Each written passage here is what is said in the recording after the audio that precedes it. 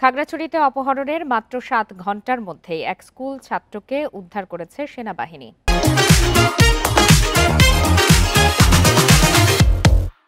রবিবার রাতে বিভিন্ন এলাকায় অভিযান চালিয়ে আটক করা হয়েছে ২ অপহরণকারীকে। পুলিশ জানিয়েছে, রবিবার সকালে চেঙ্গি স্কয়ার থেকে ক্যান্টনমেন্ট পাবলিক স্কুল অ্যান্ড কলেজের শিক্ষার্থী আল রাফিকে অপহরণ করা হয়। বিষয়টি জানার পর অভিযানে নামে সেনাবাহিনী। এরপর মোল্লাপাড়া ব্রিজের কাছের এলাকা থেকে অপহৃত রাফিকে উদ্ধার করা হয়।